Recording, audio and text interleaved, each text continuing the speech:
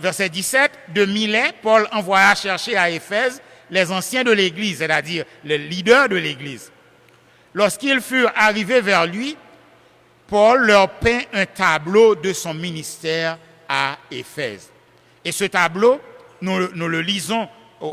Il leur dit, vous savez de quelle manière, depuis le jour où je suis entré en Asie, je me suis sans cesse conduit avec vous. Verset 19, servant le Seigneur en toute humilité, avec larmes, et au milieu des épreuves que me suscitaient les embûches des Juifs. Vous savez que je n'ai rien caché de ce qui vous était utile, et que je n'ai pas craint de vous prêcher et de vous enseigner publiquement et dans les maisons. Verset 21, annonçant aux Juifs et aux Grecs la repentance envers Dieu et la foi en notre Seigneur Jésus-Christ. Donc, il leur rappelle, il leur peint un tableau de son ministère parmi eux. Il leur rappelle. Mais il est conscient aussi des tribulations que l'avenir lui réserve. Le verset 22, il dit clairement, et maintenant, lié par l'Esprit, je vais à Jérusalem, ne sachant ce qui m'y arrivera. Seulement, de ville en ville, l'Esprit Saint m'avertit que des liens et des tribulations m'attendent. Il ne sait pas exactement ce qui va arriver, mais il sait que des liens et des tribulations l'attendent. Le verset 23 du chapitre 20. Normalement, il sait ce qui va arriver, mais comme Jésus, il fait volontiers le sacrifice de sa vie. Le verset 24 du chapitre 20, il leur dit, je ne fais pour moi-même aucun cas de ma vie, comme si elle m'était précieuse, pourvu que j'accomplisse ma course avec joie et le ministère que j'ai reçu du Seigneur Jésus d'annoncer la bonne nouvelle de la grâce de Dieu. Il sait il ne sait pas exactement, disons de manière spécifique, ce qui l'attend, mais il sait que des liens et des tribulations l'attendent. Mais comme Jésus, il dit, je suis prêt à faire le sacrifice de ma vie pour accomplir la volonté de Dieu. Et à partir du verset 25, il leur fait ses adieux en leur exhortant à la vigilance et à exercer un ministère désintéressé. Il dit, et maintenant, voici, je sais que vous ne verrez plus mon visage, vous tous au milieu desquels j'ai passé en prêchant le royaume de Dieu. Verset 26. C'est pourquoi je vous déclare aujourd'hui que je suis pur du sang de vous tous, car je vous ai annoncé tout le conseil de Dieu sans en rien cacher. Verset 28. Prenez donc garde à vous-même et à tout le troupeau sur lequel le Saint-Esprit vous a établi évêque pour paître l'Église du Seigneur qui s'est acquise par son propre sang. Je sais qu'il s'introduira parmi vous après mon départ des loups cruels qui n'épargneront pas le troupeau et qu'il s'élèvera du milieu de vous des hommes qui enseigneront des choses pernicieuses pour entraîner les disciples après eux. Verset 31. Veillez donc, vous souvenant que durant 3 années, je n'ai cessé nuit et jour d'exhorter avec larmes chacun de vous. Et maintenant, je vous recommande à Dieu et à la parole de sa grâce, à celui qui peut édifier et donner l'héritage avec tous les sanctifiés. Je n'ai désiré ni l'argent, ni l'or, ni les vêtements de personne. Vous savez vous-même que ces mains ont pourvu à mes besoins et à ceux des hommes qui étaient avec moi. Je vous ai montré de toute manière que c'est en travaillant ainsi qu'il faut soutenir les faibles et se rappelant les paroles du Seigneur qu'il a dit lui-même, il y a plus de bonheur à donner qu'à recevoir. Verset 36, après avoir ainsi parlé, il se mit à genoux et il pria avec eux tous. Et tous fondirent en larmes. Et se jetant au cou de Paul, il l'embrassait, affligé surtout de ce qu'il avait dit, qu'il ne verrait plus son visage, et ils l'accompagnèrent jusqu'au navire. Maintenant, l'apôtre Paul est à la fin de son 3e voyage missionnaire. Et nous savons qu'en général, à la fin du voyage, il fait le plan de retourner à Antioche de Syrie. Mais ces plans ont été contrariés parce que les Juifs lui ont dressé des embûches.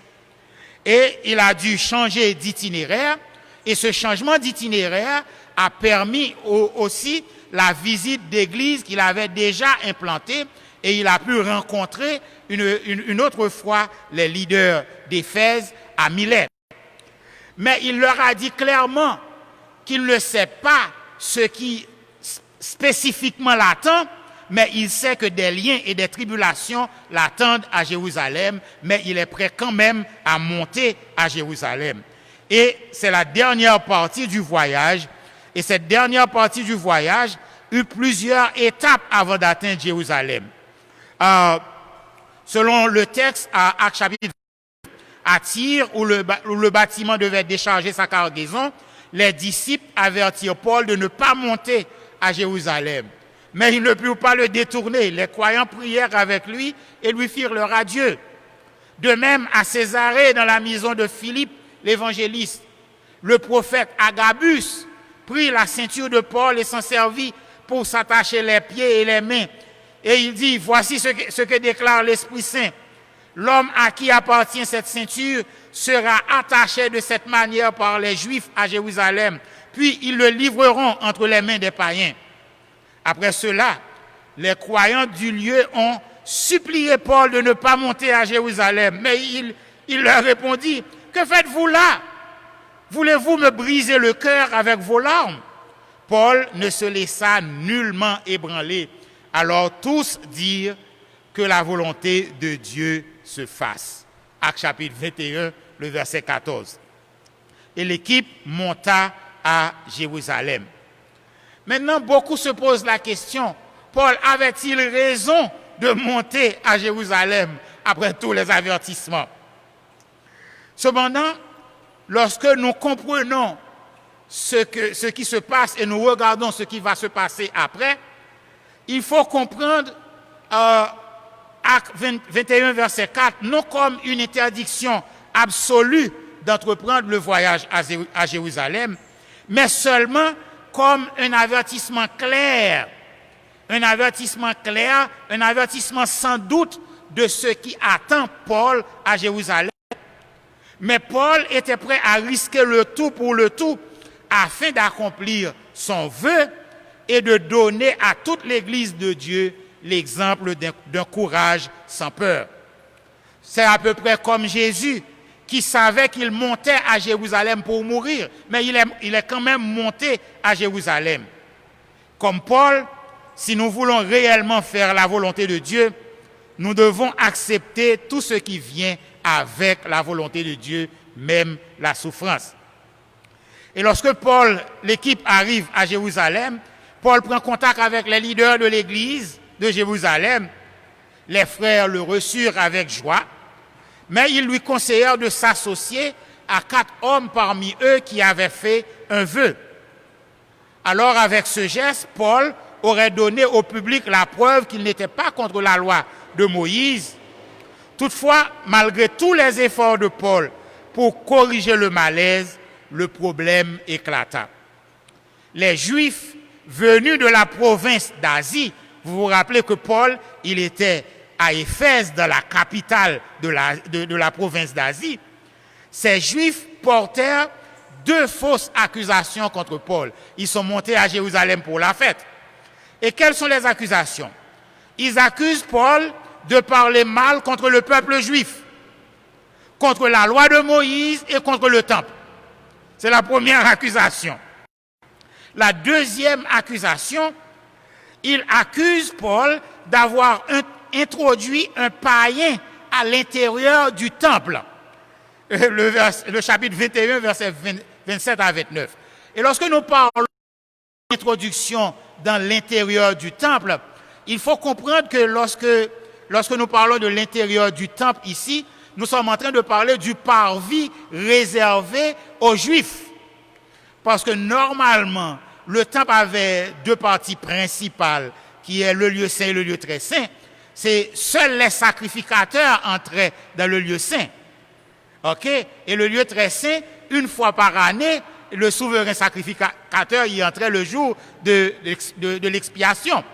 Il faut comprendre que Jésus, même Jésus, lorsqu'il était sur la terre, en tant qu'homme exerçant son ministère, il n'est jamais entré dans le lieu saint, même si en tant que Dieu, il vivait dans le lieu très saint. Alors, vous comprenez ce qui se passe lorsqu'ils disent que Paul a introduit un païen à l'intérieur du temple.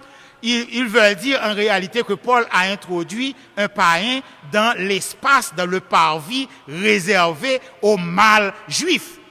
Parce que c'est comme lorsque Jésus-Christ a chassé les vendeurs du temple. En réalité, Jésus-Christ a chassé les vendeurs dans le parvis réservé aux païens. Parce que c'est ce parvis qu'il utilisait pour vendre leurs marchandises. Alors vous comprenez ici que ces accusations sont assez graves lorsque nous parlons du peuple juif. Ils accusent Paul de parler mal contre le peuple juif, contre la loi de Moïse et contre le temple. Et ils disent, il a introduit un païen à l'intérieur du temple. Et normalement, on a retrouvé des écriteaux qui disent clairement que si malheur à un païen qui entrerait dans le parvis et des Juifs sous peine de mort. Et en conséquence, toute la ville se souleva contre Paul. Lorsque nous disons toute la ville ici, il faut comprendre qu'il y avait tellement de personnes qu'on pense que c'était toute la ville. Okay? Toute la ville se souleva. Ils le traînèrent hors du temple parce que décidés à le tuer, ils ne voulaient pas souiller de son sang le sanctuaire. Okay? Le verset 31, comme ils cherchaient à le tuer, le bruit vint au tribun de la cohorte que tout Jérusalem était en confusion. Verset 32, à l'instant, il prit des soldats et des centeniers et courut à eux. Voyant le tribun et les soldats, ils cessèrent de frapper Paul. Vous comprenez que l'arrivée de ces soldats, c'est l'arrivée de ces soldats qui empêcha les fanatiques juifs de mettre à mort l'apôtre Paul. Parce qu'il y a certaines situations où il est préférable d'être arrêté, parce que si vous n'êtes pas arrêté, vous serez mort. Alors, l'arrestation de Paul mit fin au 3e voyage missionnaire, mais Dieu avait encore d'autres plans pour Paul. Parce qu'en prison à Jérusalem, avant d'être transféré à Césarée, le Seigneur apparut à Paul et dit, « Prends courage, car de même que tu as rendu témoignage de moi dans Jérusalem, il faut aussi que tu rendes témoignage dans Rome. » Vous vous rappelez, déjà, lorsqu'il était en Grèce, il avait écrit l'épître aux Romains pour pratiquement préparer sa visite à Rome. Mais maintenant qu'il est arrêté, le Seigneur assure encore avec une autre vision, même si tu es arrêté, même si tu es en prison, eh bien, tu vas rendre témoignage pour moi à Rome. Alors, nous comprenons ici que nous sommes à la fin du 3e voyage missionnaire et comme pour les 2 autres voyages, il n'a pas pu, contrairement aux 2 autres voyages, il n'a pas pu retourner à Antioche de Syrie puisqu'il est arrêté à Jérusalem. Mais il savait qu'il pouvait être arrêté à Jérusalem parce que le Saint-Esprit l'avait averti clairement que des liens et des tribulations l'attendaient à Jérusalem. Mais Paul avait dit clairement qu'il était prêt à faire le sacrifice de sa vie puisqu'il savait que Dieu voulait qu'il soit à Jérusalem. Alors, normalement, en regardant ce qui se passe, nous comprenons que Éphèse était le centre d'opération du 3e voyage missionnaire. Et c'est à partir d'Éphèse aussi que Paul il va effectuer des visites à Corinthe. Il va écrire la première lettre aux Corinthiens à partir d'Éphèse et normalement les lettres aux Corinthiens. Mais nous comprenons aussi que même si Dieu approuve le ministère, cela ne signifie pas que tout va aller comme par magie. Nous avons vu ce qui s'est passé avec Paul et comment il a fait face, parce que lorsque nous attaquons, lorsque nous travaillons dans un territoire réclamé par Satan, normalement, il va revendiquer ses droits. Et c'est ce qui s'est passé parce que nous avons vu le temple de Diane à Éphèse et nous avons vu aussi qu'il y avait et même des chrétiens qui pratiquaient la magie. Et même pendant son emprisonnement à Rome, l'apôtre Paul, il va écrire aux Éphésiens pour leur rappeler de prendre toutes les armes spirituelles parce que les forces du mal étaient encore à l'œuvre à Éphèse malgré les nombreuses conversions. Et nous comprenons aussi que c'est à partir de Démétrius a utilisé cette question du temple de Diane pour pousser Paul à laisser Éphèse. Cependant, pour terminer, je voudrais vous dire que normalement, le diable, il peut faire ses manœuvres et il va faire ses manœuvres. Les hommes peuvent essayer de vous bloquer la route, mais vous devez toujours vous rappeler que le Seigneur a toujours le dernier mot et il dispose même favorablement à l'égard de ceux qui le craignent, à l'égard de ceux qui l'aiment, même leurs ennemis. Alors, mes frères et mes sœurs, auditeurs, comprenez que si vous voulez servir le Seigneur, si vous voulez faire la volonté de Dieu, comme Paul, il faut être prêt à faire les sacrifices qui viennent avec. Il faut être prêt à obéir jusqu'au bout. Et parce que normalement, il y aura des manœuvres, Satan fera des manœuvres, les hommes feront des manœuvres, mais rappelez-vous que le Seigneur a toujours le dernier mot.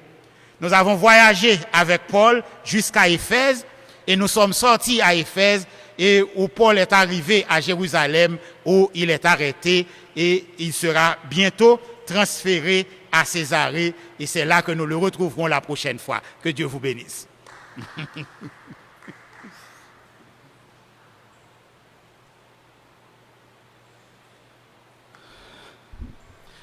Chers frères et sœurs, encore une fois, nous venons de suivre un autre épisode des premiers jours, des premières semaines, des premiers mois, des premières années de l'histoire de l'Église. C'était un autre voyage dans le livre des Actes des Apôtres. Donc pour ceux qui ont des questions, vous avez déjà les numéros ou la page de la radio Sentinelle et l'email auquel vous pouvez envoyer vos questions, vos suggestions. Nous serons toujours heureux de recevoir vos questions, vos suggestions et faire les suivis après. Maintenant, nous allons mettre fin à cette séance d'études bibliques de ce mardi 30 juin 2020. Et je vous invite à entonner avec moi les premiers, deuxième et quatrième strophes de ce cantique que nous trouvons au numéro 163 du recueil des chants d'espérance. Jésus, ta sainte présence est la source du bonheur. Dans la joie et la souffrance, elle est le repos du cœur. Jésus, ta sainte présence est la source du bonheur. Dans la joie et la souffrance, elle est le repos du cœur. Fais briller sur moi ta face, ô Jésus, agneau de Dieu. À tes pieds, c'est là ma place près de toi. Mon ciel est bleu sur celui qui te contemple descend un rayon divin. Tu fais de son cœur ton temple, ton doigt pointe son chemin. Fais briller sur moi ta face, ô Jésus, Agneau de Dieu, à tes pieds c'est là ma place près de toi. Mon ciel est bleu. Il faut aussi ta présence pour ton service, ô Jésus, car elle est une puissance pour relever les perdus. Fais briller sur moi ta face, ô Jésus, agneau de Dieu.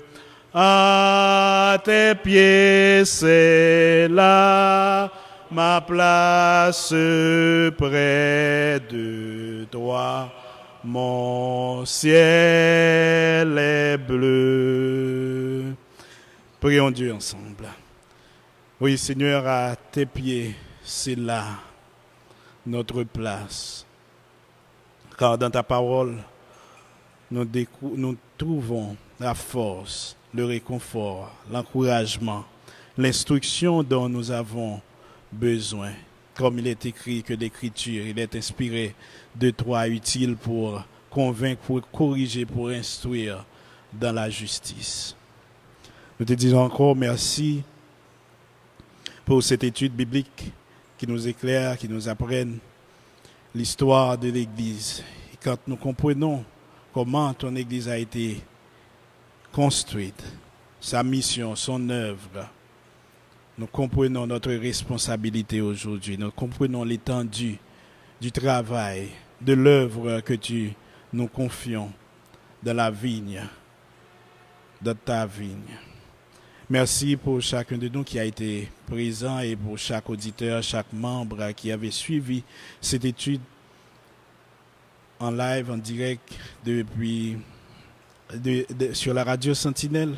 Permets que cette parole ne soit pas juste un discours, ne soit pas juste une autre émission, mais qu'il soit une instruction qui vont mettre en pratique et qui vont permettre qu'ils grandissent dans la crainte et dans la connaissance de toi, de ta personne et de l'œuvre que tu nous confies.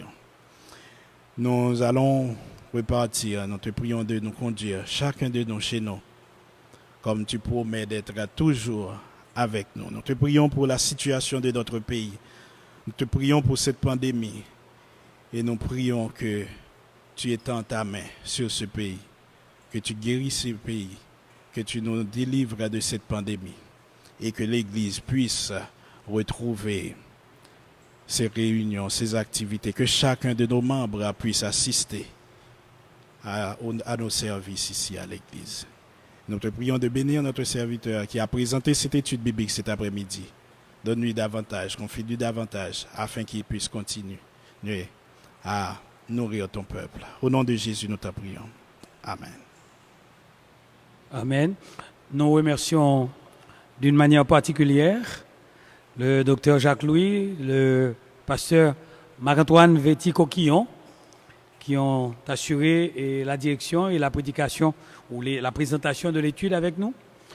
Mais nous remercions d'une manière toute particulière les quelques rares membres de l'Église ou visiteurs ou amis qui ont suivi en ligne cette étude sur la page Facebook de Radio Sentinelle. Vous n'étiez pas nombreux ce soir, mais il y a toujours possibilité de reprise et nous vous prierons de prendre note. Ce soir, ce mardi 30 juin 2020, encore une deuxième fois à 9h, nous présenterons cette étude du docteur Jacques Louis. Et vous pouvez toujours envoyer vos questions au bas de la page au moment de vos commentaires sur Radio Sentinelle Haïti 93.9 FM ou bien nous appeler au 28 13 54 45, 28 13 54 46 ou 37 10 74 74. Nous transmettrons vos questions au docteur Jacques Louis en attendant que mardi prochain, ce sera le premier mardi du mois de juillet, nous nous retrouvions encore pour une autre étude avec le docteur Jacques Louis. Merci, bonne soirée, à 9h ce soir, que le Seigneur vous bénisse.